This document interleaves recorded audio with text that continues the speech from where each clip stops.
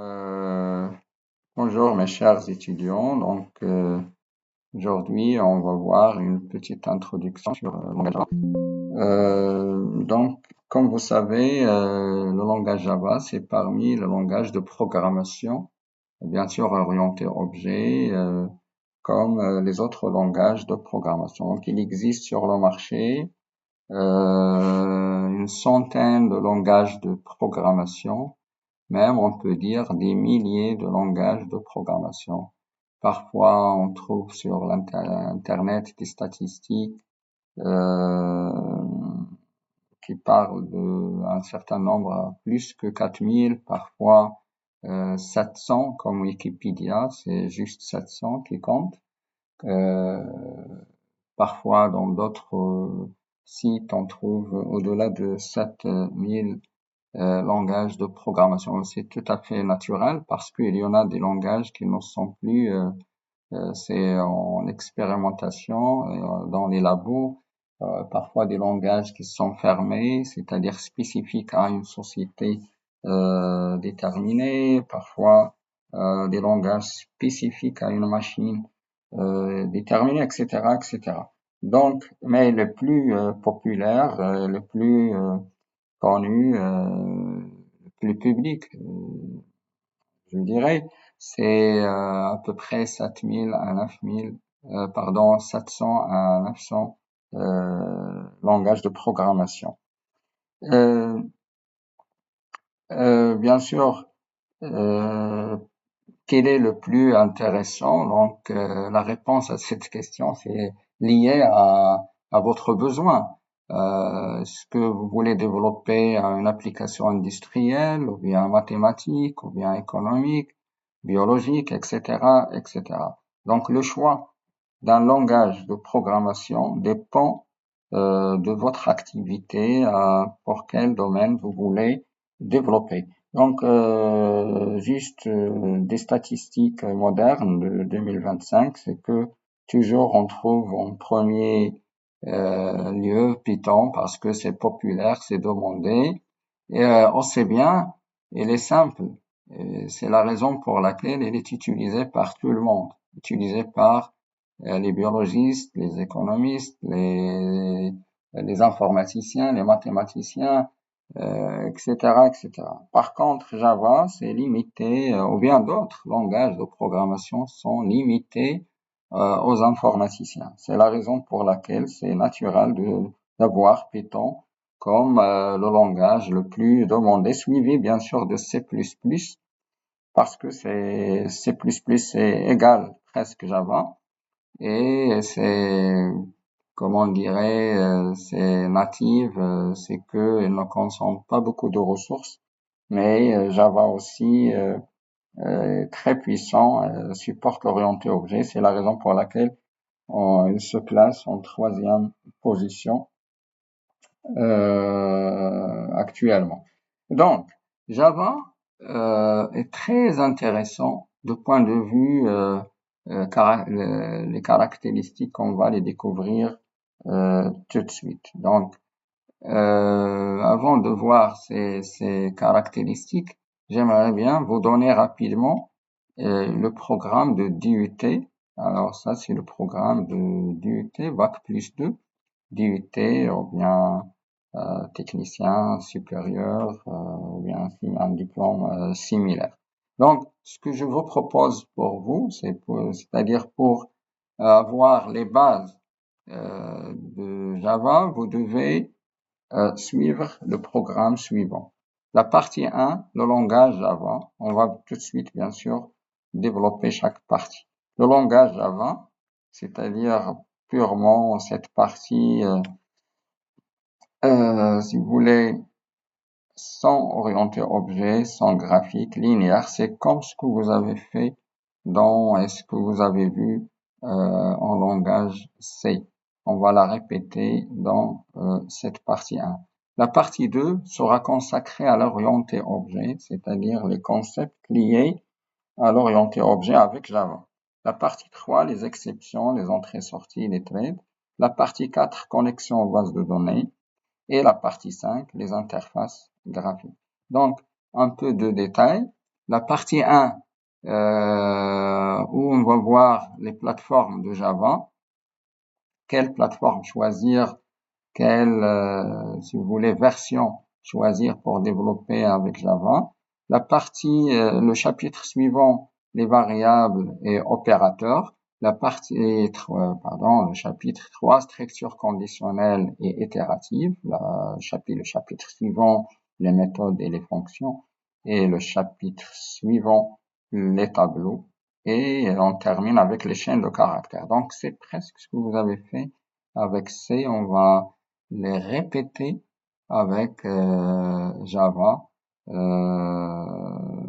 dans cette partie. La partie 2 sera, comme j'ai dit, sera consacrée à l'orienté objet, où on va voir les classes et les objets comme chapitre 1. Le chapitre suivant, package, contrôle d'accès et encapsulation. Chapitre suivant, les membres statiques. Le chapitre suivant, héritage et polymorphisme. Et on termine avec les classes abstraites et interfaces. Bien sûr, dans chaque partie, il existe d'autres chapitres, mais à ce niveau-là, on s'arrête à ces chapitres.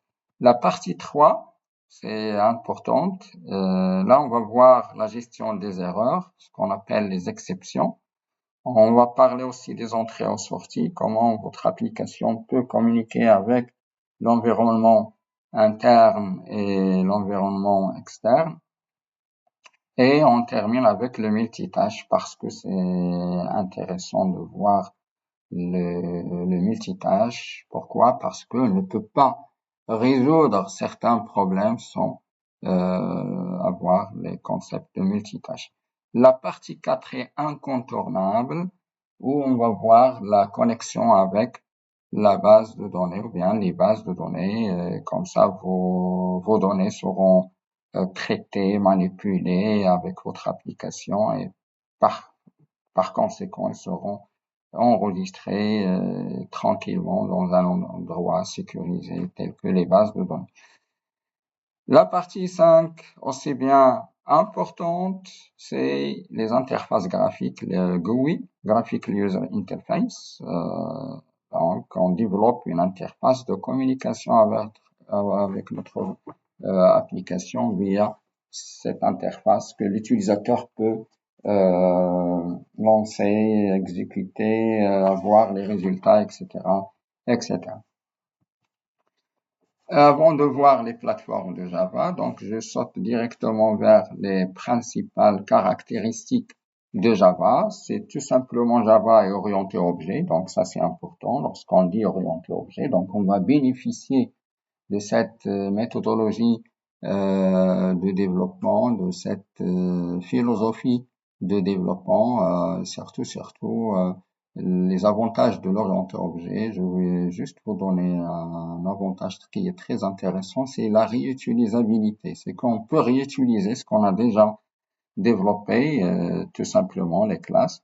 Donc on peut les réutiliser, les fonctions aussi bien, sans répéter et perdre le temps de les développer de nouveau. Elle est inspirée de C++.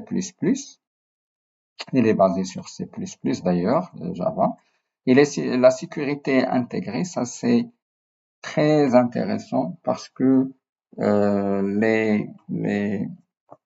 l'application ou bien le noyau de Java, il est installé dans des sandbox, c'est-à-dire dans un endroit enclavé, donc il est sécurisé, donc il ne peut pas être touché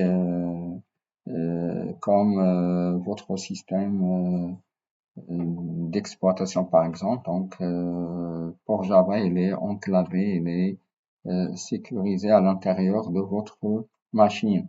Il est robuste, Java est robuste parce qu'il exige un typage fort, une gestion de mémoire importante et automatique d'ailleurs. C'est ce qu'on appelle le garbage collector.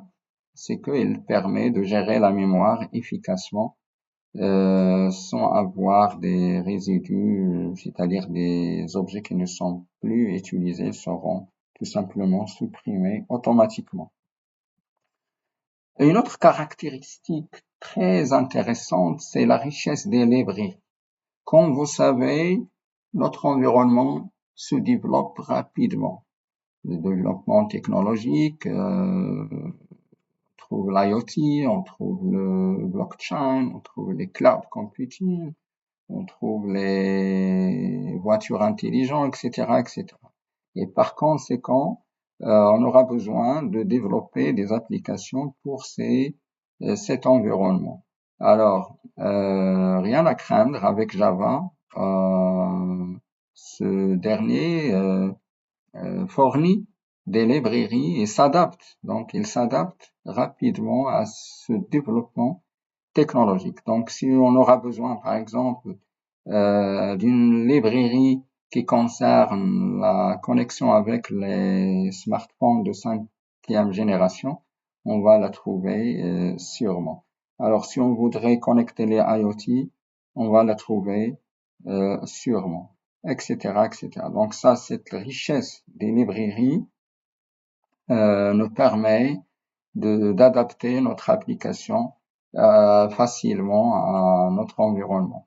Le multitâche, donc comme j'ai dit tout à l'heure, on ne peut pas résoudre certains problèmes sans créer le multitâche à l'intérieur de notre application. Alors ici, c'est Lettrade, c'est une bibliothèque qui nous permet d'avoir le multitâche à l'intérieur de notre application. Et notre application aussi, il est dans le multitâche de notre système d'exploitation.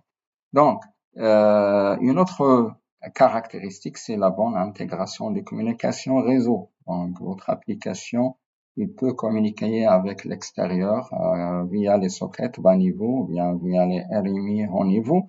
RMI, Remote Method Invocateur, c'est l'invocation des méthodes à distance, méthode ou bien fonction. Comme vous savez, comme vous allez voir, on développe des méthodes à l'intérieur des objets, des classes. Et ça se peut qu'une classe existe dans une autre machine. Et si on voudrait exécuter cette machine depuis à distance, donc on peut bien sûr réaliser cette communication. Aussi bien on peut développer par exemple les mini-chats ou bien des chats, c'est grâce au socket. Autre caractéristique, c'est, comme on a dit tout à l'heure, c'est l'évolutivité. Il s'évolue, il s'adapte, donc c'est pas un langage figé. Non, pas du tout. C'est un langage actif. Toujours, on trouve des versions récentes, des versions améliorées. Donc ça, c'est bien pour le langage Java. Alors, faites attention, Java, c'est pas de JavaScript et C# et s'inspire de Java. Très bien. Alors, avant de passer à l'exécution de notre premier programme, j'aimerais bien vous parler de quelques notions intéressantes concernant le langage Java. Alors, si vous voulez commencer à développer avec le langage Java, vous devez installer